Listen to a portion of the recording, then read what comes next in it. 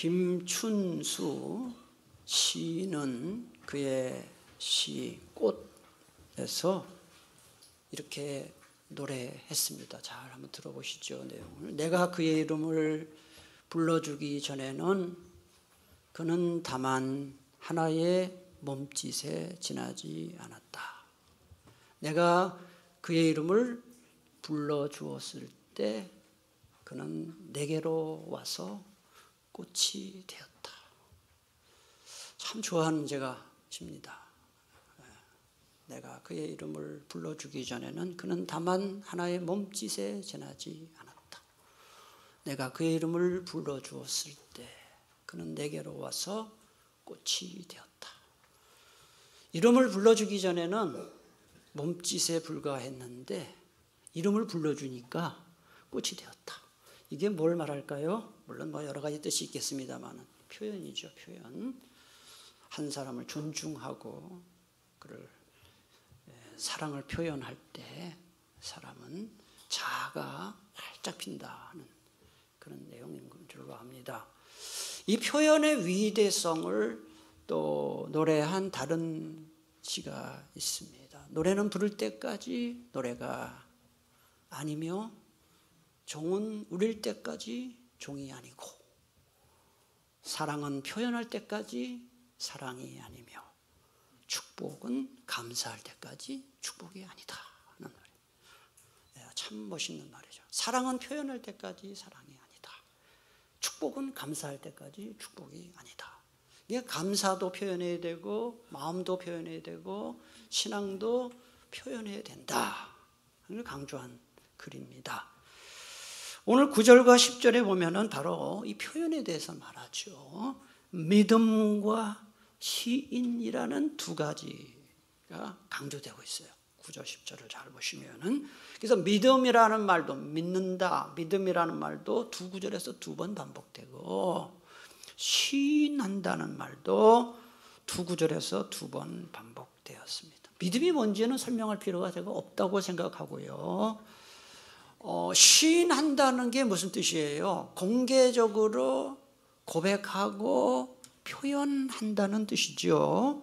공개적으로 고백하고 표현한다. 공개적으로 고백하고 표현하는 신앙만이 구원받는 믿음이에요. 구원받는 믿음이고 그게 진짜 믿음이다 하는 걸 말하는 거예요. 여러분 말이라는 게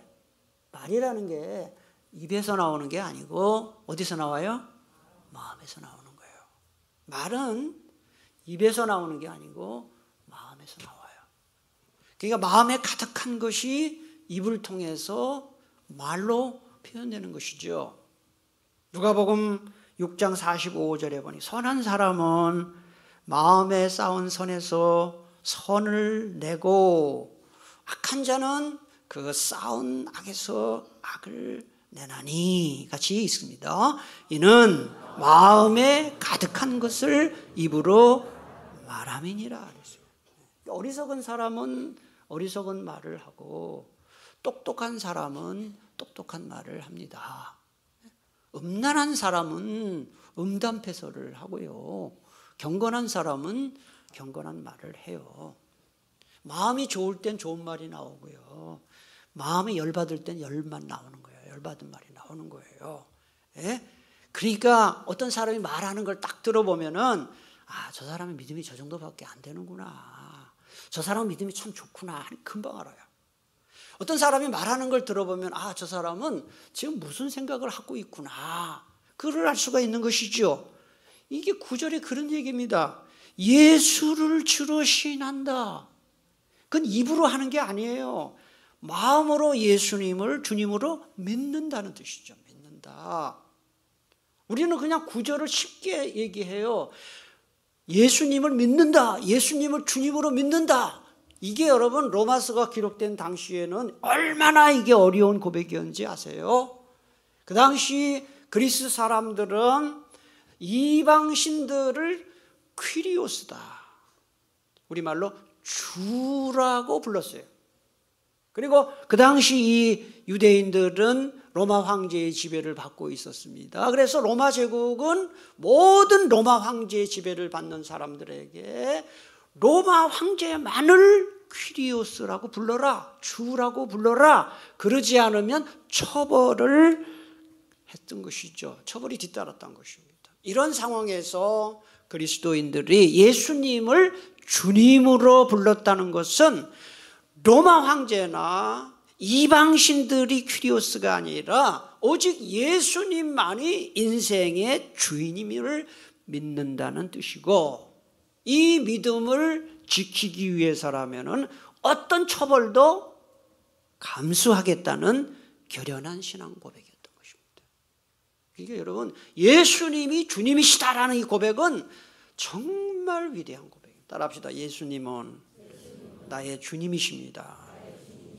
할렐루야. 우리 모든 사람들은 하나님 앞에서 인생을 운전하는 운전사와 같습니다. 그래서 그 운전 태도에 따라서 세 종류로 나눌 수 있습니다.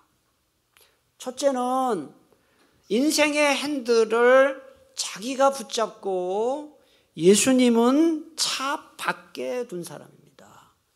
하나님을 믿지 않는 사람들이 바로 여기에 속합니다. 인생의 핸들은 자기가 잡고 하나님은 내 인생과 아무 관계가 없어요. 둘째는 인생의 핸들을 내가 잡고 예수님을 내 차의 뒷좌석에 모시고 가는 사람입니다. 이 어떤 사람일까요? 하나님을 믿긴 믿지만 하나님의 뜻보다 내 뜻을 우선시하는 사람입니다. 마지막 셋째는 내 인생의 핸들을 하나님께 맡기고 나는 하나님 옆자리 뒷자리에 앉아서 같이 가는 겁니다. 내 뜻보다 하나님의 뜻을 우선시하는 사람입니다. 자, 요 세 가지예요. 셋 중에 하나예요. 자, 여러분은 어디에 속하는지 잘 생각해 보세요. 내가 운전대 잡고 하나님 차 밖에 놔둔 인생을 살고 있는지, 내가 운전대 잡고 하나님을 뒷자리에 모시고 사는지, 하나님께 운전대를 맡기고 나는 하나님과 동행하며 같이 가는지, 하나님과 예수님을 인생의 주인으로 모시고 살기를 축복합니다.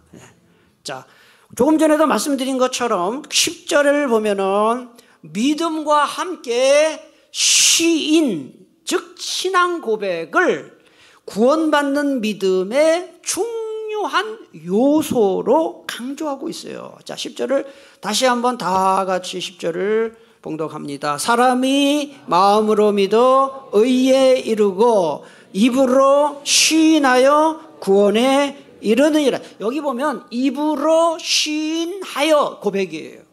신앙 고백이에요. 저를 한번 따라할까요? 신앙 고백함으로써 구원에 이른다.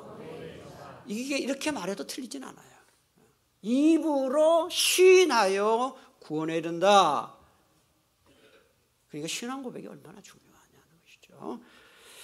그래서 믿음 없는 고백이 거짓 믿음이라면, 믿음이 없이 고백하면 거짓 믿음이죠. 반대로 고백이 없는 믿음은 무슨 믿음이에요? 불완전한 믿음이에요. 그러니까 고백을 해야 돼, 신앙을. 마태복음 10장 32절 33절에 보니까 예수님 이렇게 말씀하십니다. 누구든지 사람들 앞에서 나를 안다고 하면 나도 하늘에 계신 내 아버지 앞에서 그를 안다고 할 것이다. 그러나 누구든지, 같이 봅니다, 사람들 앞에서 나를 모른다고 하면 나도 하늘에 계신 내 아버지 앞에서 그를 모른다고. 여러분, 이게 얼마나 무서운 얘기인가요? 믿지 않는 사람들 앞에서 나 하나님 몰라, 나 예수 믿는 사람 아니야. 주님도 하나님 아버지 앞에 나 쟤 몰라 이런다는 것이죠. 그 신앙 고백과 구원은 직결된다. 요한복음 12장 42절을 유대인 지도자들 가운데도 예수님을 믿는 사람들이 많았으나 바리새파 사람들이 회당에서 쫓아낼까 두려워 믿는다는 말을 못하고 있었다. 그렇게 말하고 있어요. 자, 여러분 한번 제가 도전합니다. 묻습니다. 대답 안 해도 됩니다. 속으로 대답하세요. 여러분은 여러분의 그 공동체, 뭐 직장일 수도 있고 사업장일 수도 있고요. 어떤 모임이든지 나는 예수 믿는 사람입니다. 나는 산곡제일교회에 어떤 직분을 갖고 있습니다라는 것을 밝히며 사는 편입니까? 아니면 숨기며 사는 편입니까? 한번 잘 생각해 보세요. 많은 그리스도인들이 자기 신앙을 숨긴 채 삽니다. 나중에 밝혀져 가지고 너도 교회 다녀? 이러는 경우가 많아요. 당신이 집사야? 뭐 이렇게 하는 이유는 두 가지가 있다고 생각해요. 하나는 그동안 자신의 이 행동이 떳떳하지 못해서 그래요. 여러분, 예수 믿지 않는 사람들이요, 교회 나오지 않는 사람들도 예수 믿는 사람들은 우리보다는 좀 나아야 된다는 기대를 갖고 있다는 거 아세요? 그래서 좀 이상한 행동을 하면 뭐라고 당장 얘기합니까? 아니, 예수 믿는 사람이 왜 그래? 그래요. 그러면 예수 믿는 사람이 왜 그래라는 말 속에는 예수 믿는 사람은 우리보다는 나아야 된다는 기대가 있는 거예요. 그 나쁜 말이 아니잖아요. 그럴까 봐 예수 믿는다는 말을 못해요. 낫지가 않으니까. 또 하나는 뭐냐 하면은 나는 예수 믿는 사람입니다. 나는 집사입니다. 권사입니다. 장로입니다. 이런 말을 해놓고 나면 소신하는데 좀 불편할까 봐. 제가 오래전에 저희 아내와 함께 어디 패키지로 여행을 한 적이 있어요. 패키지로. 근데 그 나중에 알고 보니까 그 패키지로 같이 여행했던 분들 중에 한 부부는 서울에서 한의원을 하는 한의사였어요. 그때 안수 집사님이셨어요. 그리고 또 한 부부는 전라도 어딘지 거기서 장로님이셨어요. 근데 저하고 저희 아내는 이제 출발하기 전에 그랬어요. 굳이 여행하면서 목사란 말을 하지 말자. 이게 좀 불편해. 그리고 또 다른 사람도 불편해할까 봐 또 괜히 좀 그렇잖아요. 근데 공교롭게도 그 두 분이 다 예수 믿는 안수 집사님이고 장로님이니까 우리가 끝까지 신분을 안 밝혔어요. 근데 여러분, 여행을 한 며칠 같이 하다 보면은 한국 사람들은 특히 나이 몇 살인지 되게 궁금해. 되게 그거 따지잖아요. 또 고향 궁금해. 직업 궁금해. 그러니까 말을 안 하니까 한 번은 3일째 되는 날인가 그분이 이렇게 저녁을 이제 뷔페식으로 이렇게 먹는데 쓱 내 옆에 오더니 뭐 하는 분이세요? 일단 난처하더라고요. 이게 대답 안 하기로 했는데 한 사람하고. 그래서 제가 맞받아서 얘기했어요. 제가 뭐 하는 사람으로 보여요? 그랬어요. 이거 대택 나서 조마조마했죠. 또 근데 그래도 혹시 신학교에서 뭐 일하시는 분 아니세요? 그러더라고요. 그건 아니고요. 목사입니다. 밝혔어요. 아이고, 그리고 나니까 얼마나 불편한지. 목사입니다라고 밝힌 순간부터 얼마나 조심스러워. 그때 제가 40대였거든요. 두 분은 50대, 60대였어요. 제가 그때 이래서 교우님들이 예수 믿는다는 말을 안 하는구나. 근데 또 한편으로 생각하니까 목사라고 밝히고 나니까 또 좋은 점은 함부로 못 하잖아요. 그래서 제가 그때 느낀 게 있어요. 어차피 알게 돼요. 그러니까 여러분, 나는 예수 믿는 사람입니다. 떳떳하게 고백하며 사시기를 바랍니다. 그래서 주일 낮 예배 때 우리가 또 새벽 기도회 때 또 여러 모임 때 신앙 고백하잖아요. 주님은 우리 신앙 고백 듣기를 원하셔요. 그리고 여러분들이 설교 듣다가 은혜되는 말씀이 있을 때 뭐라고 합니까? 아멘. 이게 신앙 고백이에요. 따라 합시다. 아멘. 그래서 아멘을 잘하는 사람이 신앙 고백을 잘하는 사람이죠. 그래서 아멘을 많이 할수록 우리 주님은 기뻐하시는데, 우리 교회 교우들은 아멘은 안 하지만 다 믿음이 좋아요. 저는 알아요. 따라 합시다. 아멘. 설교를 듣다가 동의하는 어떤 말이 나오거나 은혜 받은 말씀이 나올 때 어떻게 해야 된다고요? 아멘 해야 돼요. 아멘. 우리 교단에서 우리 교단이 크죠, 그죠? 교회가 현재 한 2,000개 교회 정도 된다고 해요.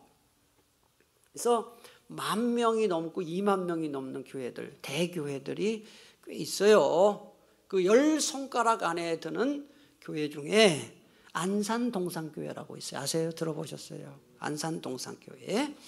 그 교회를 개척하신 분이 김인중 목사님이세요. 2020년에 우리 교회 부흥회 강사로 오셨어요. 김인중 목사님. 그때만 해도 그 교회가 한 작년 성도가 한 6,000명, 6,500명 모일 때예요. 지금은 뭐 정확하게 모르겠어요. 한 15,000명, 2만 명 모인다 그래요. 그런데 그 김인중 목사님이 처음 예수 믿었을 때 있었던 이야기를 그의 책에서 쓴 것을 제가 읽었어요.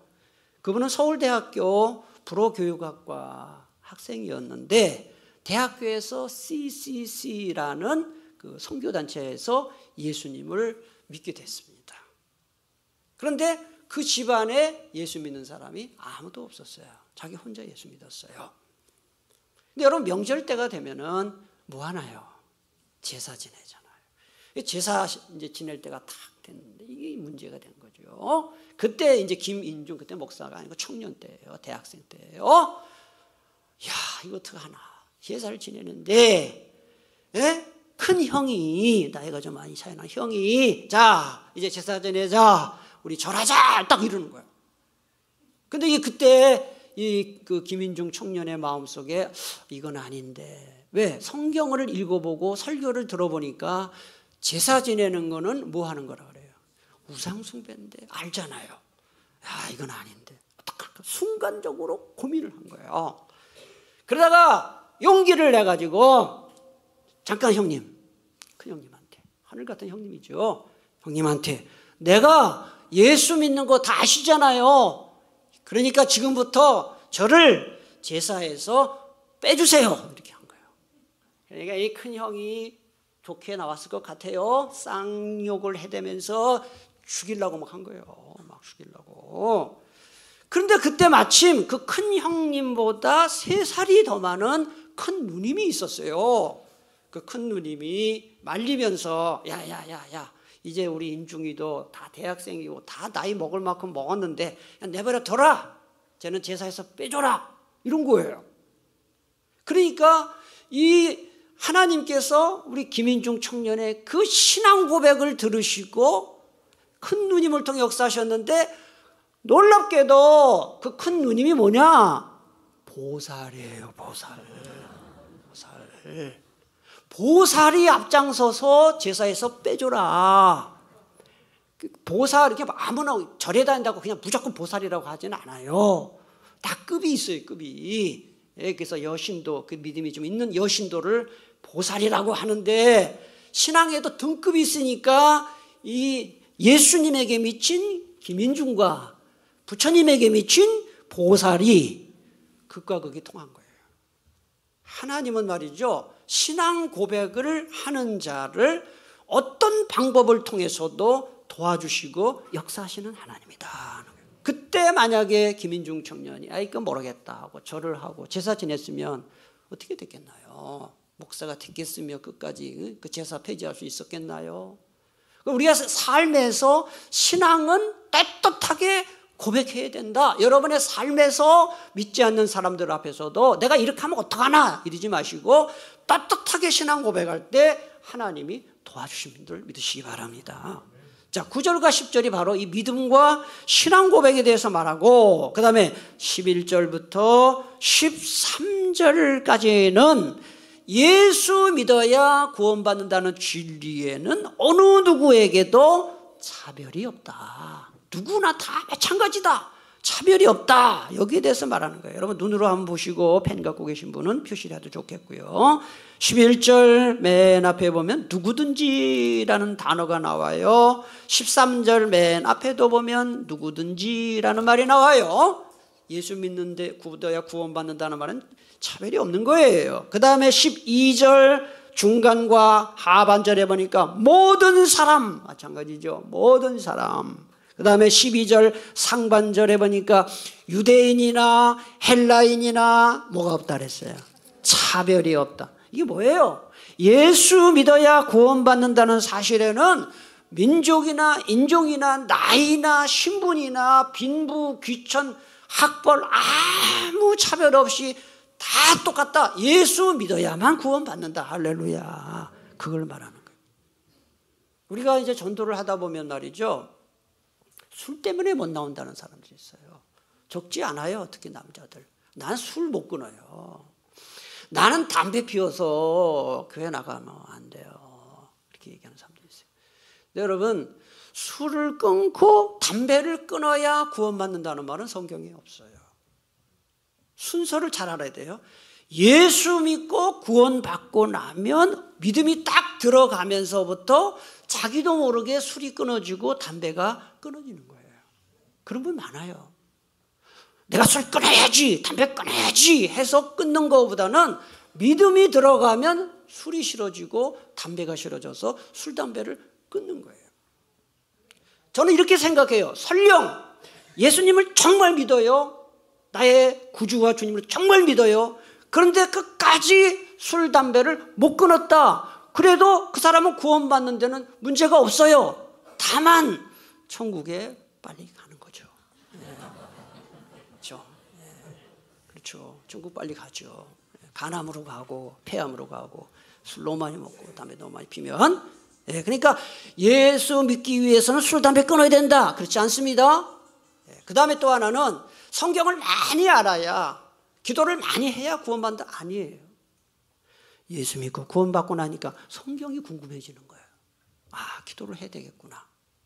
그래서 우리는 이 구원 문제에 있어서 착오가 있으면 13절, 가장 중요한 말씀이 13절인데 우리 13절을 다 같이 봉독합니다. 누구든지 주의 이름을 부르는 자는 구원을 받으리라. 아멘이십니까? 여기서 주의 이름을 부른다는 것은 하나님을 경배하는 것, 예배하는 것에 대한 구약적인 표현이에요. 그런데 여러분, 예수 믿으면 구원받는다는 사실을 알려주는 사람이 없다면 어떻게 알겠습니까? 그래서 오늘 13절부터 15절까지는 선교와 전도에 대해서 말한 거예요. 5단계죠. 그래서 오늘 본문은 결론이 구원을 강조하기 때문에 순서적으로 보려면 15절에서 13절로 거슬러 올라와야 됩니다. 자, 그러면 선교와 전도의 1단계는 뭐냐? 15절 상반절에 나와요. 파송, 보내심, 파송 단계, 파송 단계. 우리가 예수 믿는 순간 우리 모두 전도자로 파송을 받았다 하는 내용이고, 2단계는 14절 하반절에 보니까 14절 하반절에 보니까 전파하는 자가 없이 어찌 들으리요? 전파 단계죠. 2단계. 그 다음에 3단계는 14절 중간에 보니까 14절 중간에 듣지도 못한 일을 어찌 믿으리요? 말씀을 듣는 단계예요.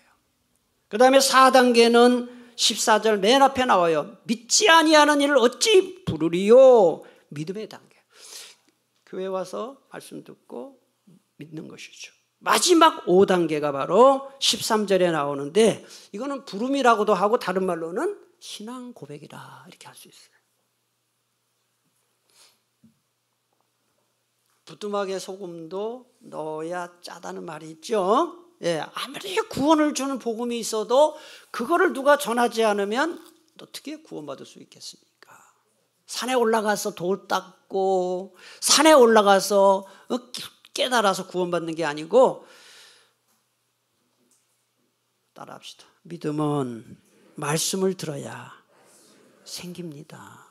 아멘이십니까? 여러분, 오늘 이렇게 말씀을 들으면 듣기 전과 후는 다르거든요. 지난주 제가 말씀드렸잖아요. 지난주도 감사해야 됩니다. 감사해야 행복합니다. 그 설교를 듣고 나니까 감사를 해야 되겠구나. 오늘도 이렇게 말씀을 들으면서 마음이 달라지잖아요. 믿음이라는 게 하늘에서 뚝 떨어지는 게 아니에요. 말씀을 들어야 돼요. 그럼 또 이렇게 말하는 분이 있어요. 아니 뭐 주일 예배 한번, 새생명 축제 한번 참석한다고 해서 뭐 믿음이 생기겠어요? 구원 받겠어요? 인간의 생각이에요. 제가 목회를 하면서 참 깜짝깜짝 놀랄 때가 여러 번 있는데, 이 중에도 그런 분들이 몇 분 계셔요. 일부 예배 때도 그랬고요. 인사치레로 딱 새생명 축제 나온 거예요. 그냥 인사치레로.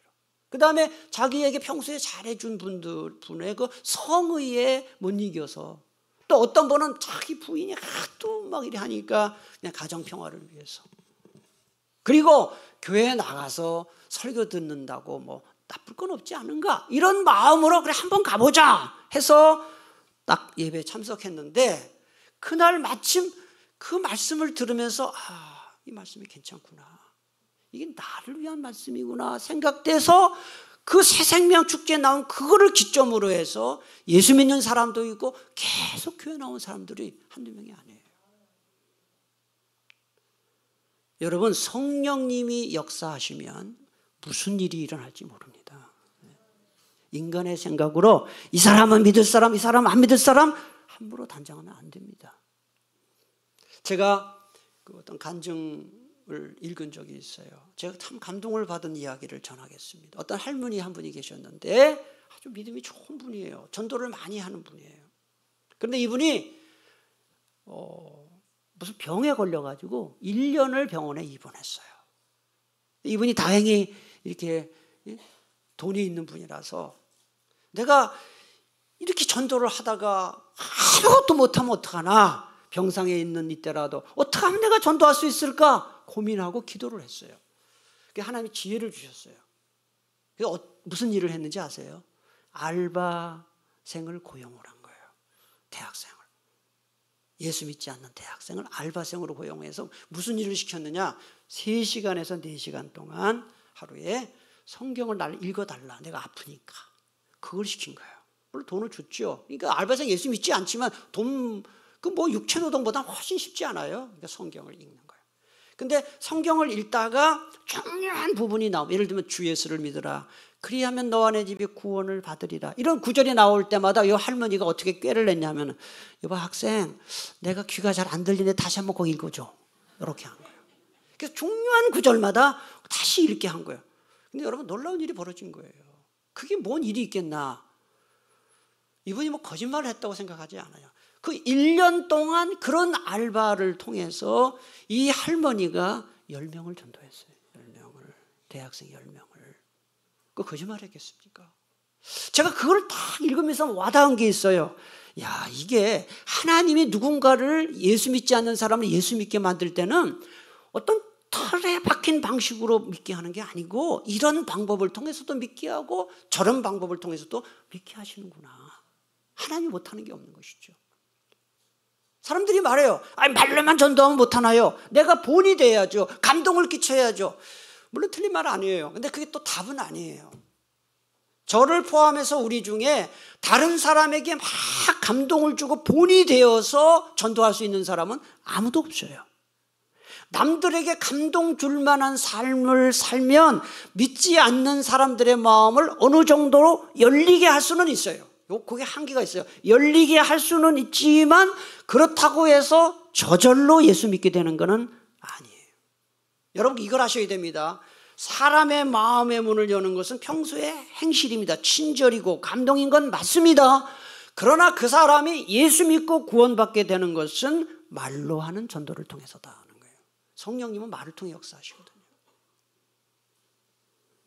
어떤 경우에는 말이죠. 어떤 경우에는 그냥 우리 교회 한번 나오세요. 말 한마디를 했는데 기다렸다는 듯이 몇 시예요? 예배가. 이런 일도 있어요. 뭘 말하는지 아세요? 교회를 지금 못 정한 사람들이 많아요. 또 어떤 경우에는 겉으로는 아닌 척하지만 뭔가 지푸라기로 잡는 심정으로 뭔가 하나 교회 한번 가볼까? 이런 사람도 있어요. 이 사람은 믿을 사람, 이 사람은 안 믿을 사람 함부로 단정하지 마시고 성령님의 역사를 믿으시고 여러분을 통해 많은 사람이 주 앞으로 돌아오는 역사가 있게 되기를 축복합니다. 기도하겠습니다. 하나님 아버지,